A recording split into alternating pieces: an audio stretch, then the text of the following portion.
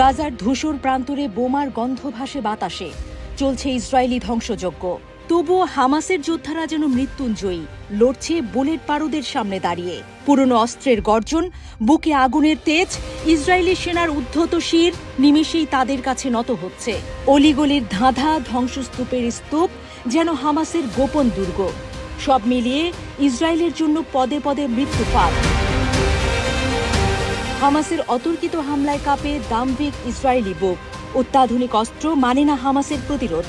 প্রতিটি বুলেট যেন এক একটি কবিতা, প্রতিরোধের অবিনাশী সুর।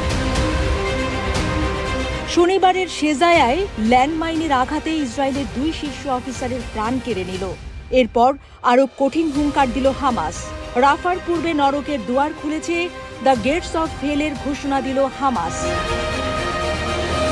ইসরায়েলি দখলদার বাহিনী জানিয়েছে, উত্তর গাজার শেজায়া এলাকায় একটি ল্যান্ডমাইন বিস্ফোরণে তাদের 2 জন সিনিয়র অফিসার সহ 9 জন সদস্য হতাহত হয়েছেন। জেরুজালেম ব্রিগেডের ওই সেনারা এলাকাটি তল্লাশির সময় হামলার শিকার হন।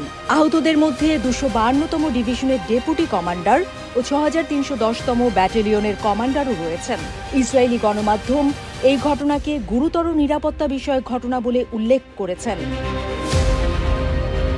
অন্যদিকে হামাস যোদ্ধারা ট্যাঙ্ক বিধ্বংসী ক্ষেপণাস্ত্রের আঘাতে একটি ইসরায়েলি সামরিক যান ধ্বংস করেছে, যা হতাহতের সংখ্যা আরও বাড়িয়ে দিয়েছে।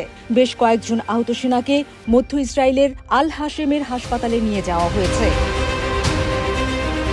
ইসরায়েলি সামরিক বাহিনীর আনুষ্ঠানিক হিসাব অনুযায়ী গত বছরের অক্টোবরের পর 856 জন ইসরায়েলি সৈন্য নিহত হয়েছে। তবে হামাসের চোরাগোপ্তা হামলায় প্রকৃত ক্ষতির পরিমাণ সম্ভবত আরও অনেক বেশি। আন্তর্জাতিক গণমাধ্যমগুলো বলছে, ইসরায়েল তাদের সেনাদের হতাহতের তথ্য গোপন করছে, সৈন্যদের মনোবল ধরে রাখার চেষ্টা করছে। বিগত কয়েক সপ্তাহে ফিলিস্তিনের হামাস যোদ্ধাদের প্রতিরোধমূলক কর্মকাণ্ড আরও তীব্রতর হয়েছে। 2023 সালের 7 অক্টোবর থেকে 856 জন সৈন্যের মৃত্যুর কথা স্বীকার করেছে ইসরায়েলি সামরিক বাহিনী। ফিলিস্তিনে যুদ্ধ শুরুর পর থেকে তাদের 5847 জন আহত হয়েছে, যার মধ্যে 2641 জন গাজায় স্থল অভিযানে আহত হয়েছে।